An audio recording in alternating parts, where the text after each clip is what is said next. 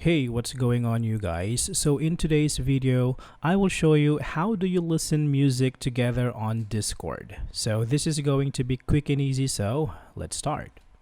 Okay, so the first one is using Spotify. Alright, so for this to work, you can play a song in Spotify.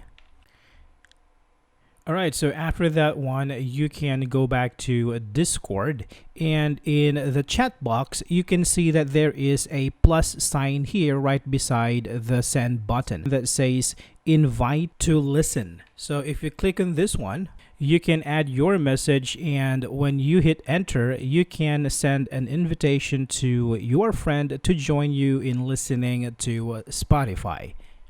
Another way is to use a bot called Hydra. So to do this, you can go to a web browser and go to hydra.bot and add this to your server.